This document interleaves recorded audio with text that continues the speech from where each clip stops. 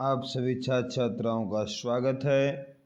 सभी छात्र छात्राओं की परीक्षाएं, चाहे प्रतियोगी परीक्षाएं हो या स्कूली परीक्षा हो, सभी की तैयारी के लिए सबसे महत्वपूर्ण होता है कि पहले एक प्लान बनाया जाए।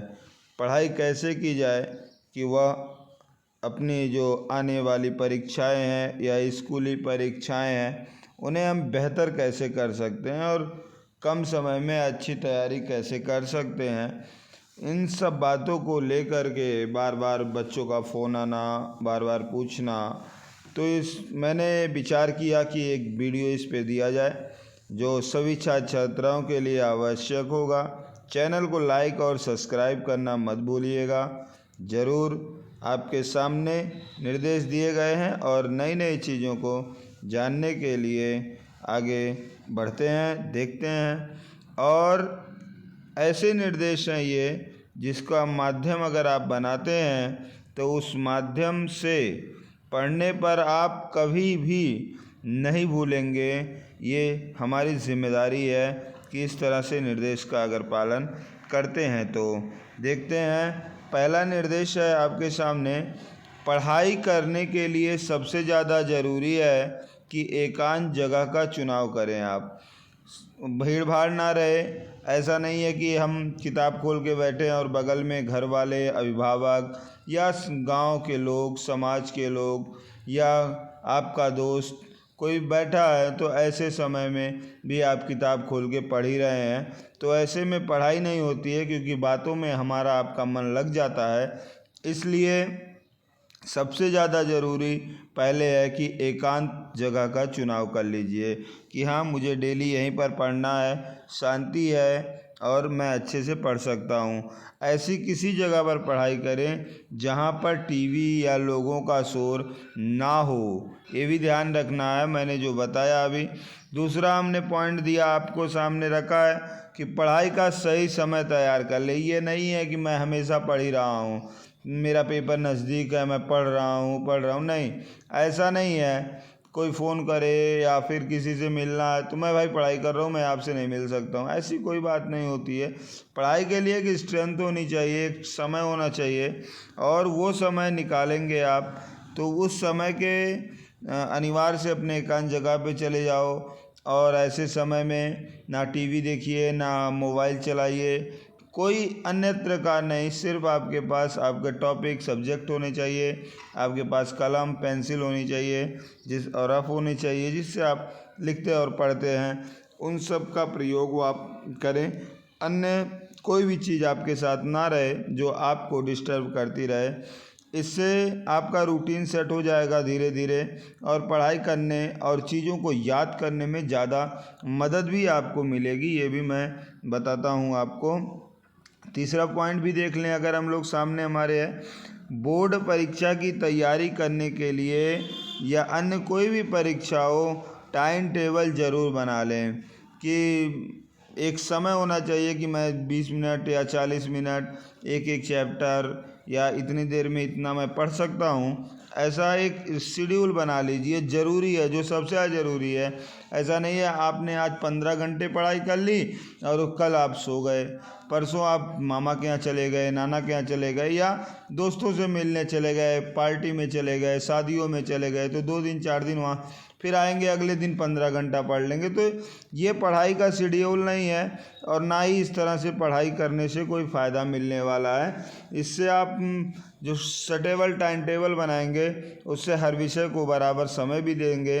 कोई विषय को हल्के मत लीजिए, जितना आप गणित को समय दीजिए, विज्ञान को दीजिए, अंग्रेजी को दीजिए, हिंदी को दीजिए, सामाजिक विज्ञान को दीजिए, इतिहास को दीजिए, भूगोल को दीजिए, सिविक्स को दीजिए, मनोविज्ञान, अन्यत्र विषय जितने भी हैं, अगर आप दे रहे हैं समय, रीजनिंग है, मैथ्स है, तो बराबर समय दीजिए, क्योंकि हर विषय का अपना महत्व है, अपना एक सब्जेक्ट है, और हर से नंबर आपको निकालने हैं। अगला पॉइंट है, टॉपिक्स को छोटे छोटे हिस्सों में बांट कर याद करें। ये नहीं है अरे भाई इस किताब में तो 15 अध्याय है, इस किताब में 18 अध्याय है, कैसे पढ़ा जाएगा। तो देखिए, जब कंटिन्यूटी बनेगी, वो समय आ गया है कि आप अपनी कंटिन्यूटी शुरू करिए। और जब कंटिन्यूटी शुरू कर लेंगे आप तो आपको कोई दिक्कत आगे नहीं होगी।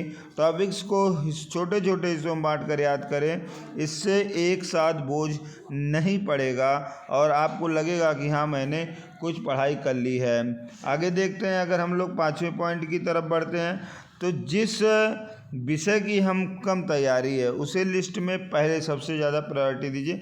कभी कभी ऐसा लगता है ये विषय जो है मेरा कम तैयार है, मेरा मन उसमें नहीं लगता है, इस तरह की भी मन भ्रांतियाँ हो जाती हैं, तो ये गलत है। क्योंकि आपको मैंने बताया कि सब विषय में नंबर लाने हैं, तो सब विषय के लिए क्या करना, जो सबसे कम तैयारी हो उसमें सबसे ज़्यादा फोकस करिए, उसे कभी भी आखिरी मोमेंट के लिए ना छोड़े कि अरे बाद में देख लेंगे, मैं तो बोरिंग लग रहा है मुझे, मैं ये बाद में पढ़ूंगा। तो ये गलत है। जब आप उसमें लगातार लगे रहेंगे तो बोरिंग से आपको इंटरेस्टिंग में बदल जाएगा।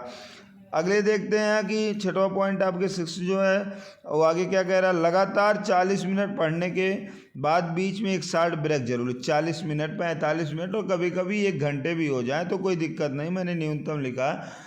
तो 40 मिनट जब एकांत में आप पढ़ेंगे तो लगेगा हाँ मैंने कुछ पढ़ा। और मैंने बार बार ये आप लोगों को बताया है, लेक्चर भी दिया, लोगों को बताया भी है कि कभी भी पढ़ के तुरंत सोना नहीं है कि रात में पढ़ा, पढ़ते पढ़ते सो गए, नहीं, नींद आ रही है किताब बंद कर दो, लेकिन शेड्यूल जो बनाए हो उसके पालन में रहो। तो और दूसरी सबसे बड़ी बात, कभी कभी ऐसा मैं देखता हूँ बच्चे पढ़ते हैं, पढ़ने के बाद किताब बंद करके मोबाइल चलाने लगते हैं, तो इस तरह से याद नहीं होगा। मोबाइल का चलाना और पढ़ाई करना इन सब आपको दिमाग में बांट देता है। पढ़ाई करिए, पढ़ाई करने के बाद अगर आप रात्रि में पढ़ रहे हो और सोने जा रहे हो पढ़ने के बाद, तो कम से कम 10 मिनट उस कॉन्टेक्ट को, जो कॉन्टेक्ट आपने पढ़ा है उसको आप जो है कम से कम चिंतन करिए, मैंने क्या पढ़ा। तो 2 4 10 लाइन अभी अगर दिमाग में मेन चीज़ें आ रही हैं तो इसका मतलब आपने पढ़ लिया है। और सुबह जब उठिए, चाहे जब 6 बजे 7 बजे 4 बजे 3 बजे पढ़ने के लिए, तब पहले दैनिक कृत्य करने से पहले ही आप जो रात में पढ़ने के सोए हैं, निद्रा लेने गए हैं, उसको एक बार ज़रूर देख लें। और ब्रश करते समय, फ्रेश होते समय, आप ऐसे समय में आपको ध्यान ये रखना है कि उस कॉन्टेक्ट को दिमाग में अपने रिवाइज करते रहिए। और ध्यान दें कि जो आप 1 घंटे 40 मिनट 45 मिनट या 1.5 घंटे बाद आप ब्रेक ले रहे हैं, वो 10 मिनट से ज़्यादा ना हो। अगर आप आगे पढ़ना है कि या मुझे अभी थोड़ी देर में पढ़ता हूँ, तो 10 मिनट के बाद फिर अपना पढ़ना शुरू करिए। ये नहीं है कि मैं 40 मिनट पढ़ लिया और मेरी पढ़ाई हो गई, जैसा कहा है सर ने कि ब्रेक लेना है, तो ब्रेक ज़्यादा ना रहे, पानी पी लीजिए, घूम लीजिए थोड़ा सा, 10 मिनट बाद फिर आगे अपना पढ़ना शुरू कर दीजिए। तो आपकी पढ़ाई ब्रेक ज़्यादा नहीं मानी जाती है, दिमाग को रिफ्रेश कर लिया जाता है। आगे देखते हैं, पढ़े लिखे हुए विषय वस्तु को अपने मन में चिंतन अवश्य करें। मैं बार बार कह रहा हूँ, जो भी आप पढ़िए, जो भी आप लिखिए, जो भी सोचिए, जैसे बच्चे होते हैं लिखते चले जाते हैं, किताब में देख के लिखते चले गए और मेरी पढ़ाई हो गई, नहीं, क्या लिख रहे हो उस पर दिमाग आपका रहना चाहिए। दिमाग सबसे ज़्यादा, जो पहला पॉइंट होता है, एकाग्र होना चाहिए। एकांत और एकाग्र, 2 चीज़ें आपके सामने, ध्यान रखिएगा, एकाग्र और एकांत। ये पहली बात, तो आपका दिमाग एकाग्र होना चाहिए। ये नहीं है कि आप किताब खोले हो, लिख रहे हो और दिमाग कहीं और के सर्कल ऐसा बोलेंगे, या फिर मुझे कल वहाँ जाना, ये करना, मुझे अभी मैं पापा आ गए हैं तो पापा जब तक चले जाएंगे, अभिभावक घर पे आ गए हैं, ना रिश्तेदार आ गए हैं, अभी चले जाएंगे तो मैं निकल जाऊंगा, घूमने चला जाऊंगा, ये कर लूँगा, वो कर लूँगा, ऐसी चीज़ें दिमाग में आपके नहीं रहनी चाहिए। आपके दिमाग में सीधी बात है कि आपका मन एकाग्र होना चाहिए। आपने पढ़ रहे हो जो टॉपिक, उस पर दिमाग होना चाहिए। अपने मन को एकाग्र करिए, शांत करिए, और आपने क्या पढ़ा तत्पश्चात उसे स्वयं से लिख लिख कर याद करें। किताब बंद करिए, जो अभी आपने पढ़ा कोई भी चीज़ें, तो आप उसको देखिए, लिखिए, कि हमने पढ़ा क्या। और सबसे बड़ी बात, जो मैथ्स है, रीजनिंग है, इस तरह की चीज़ें अगर आप कॉम्पिटेटिव चीज़ें हैं, करंट अफेयर्स पढ़ा या कुछ भी पढ़ा, तो आपने क्या पढ़ा। मैथ्स है तो मैथ जिस फार्मूले पे आपने किताब के तहत प्रश्न का हल किया, उस तरह के अपने दिमाग में प्रश्न बनाइए। आप प्रश्न बनाइए, कोई भी विषय हो, आप जो टॉपिक पढ़ रहे हो, जो प्रश्न आप रटे, उसी तरह के प्रश्न स्वयं क्रिएटेड करिए।